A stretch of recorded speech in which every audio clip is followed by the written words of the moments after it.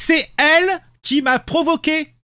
Oui, à Reims, nous avons un migrant clandestin qui a agressouillé sexuellement une femme à la piscine municipale.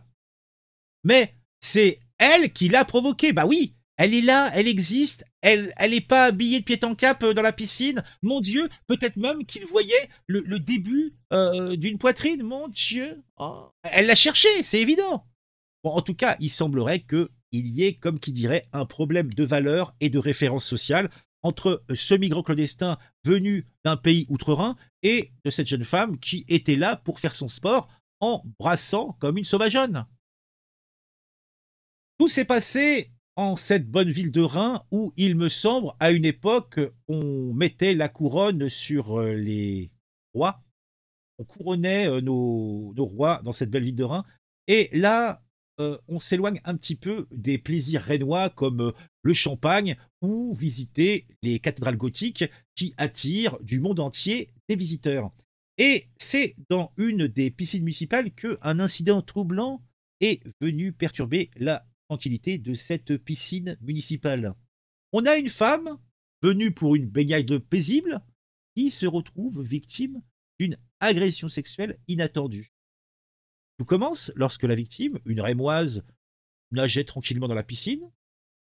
Que dire, nager, elle ne tombait pas au fond de la piscine, elle n'était pas très douée, elle tapotait des bras, donc un petit peu comme une sardine, hein, je ne sais pas. Et là, donc tranquillement, elle s'ébattait dans les eaux calmes de cette piscine.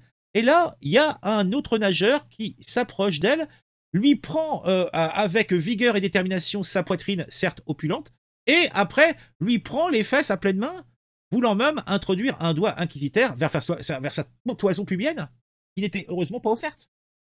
Heureusement, un maître nageur, costaud et tout, témoin de la scène, est intervenu rapidement pour secourir la femme de ce margoulin qui voulait, eh bien, lui mettre son jambon de 4 kilos dans son pain.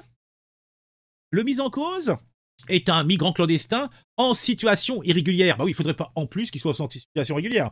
Et il n'avait rien à foutre sur le territoire français.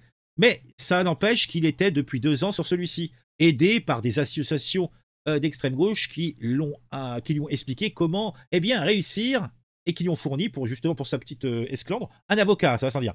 Donc, cependant, le gars n'a pas décidé de se présenter au procès. Bah oui, il faudrait pas en plus qu'il repasse devant cette femme, peut-être qu'il va être encore tout excité et qu'il va devoir encore lui sauter dessus.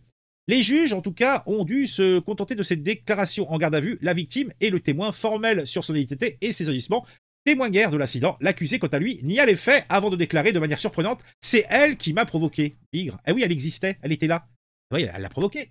Le tribunal, après délibération, a condamné l'agresseur à 1 an de prison avec sursis, avec inscription au fichier des auteurs d'infractions sexuelles et violentes.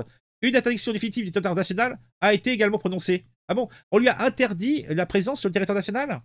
Bon, je vous parie tout ce que vous voulez qu'il est toujours sur le territoire national. Hein. Bon. C'est un fait divers parmi d'autres. Hein. Dites-moi en commentaire sur tout ça. Moi, je dis que c'est l'habitude. On aime ça, ça fait plaisir.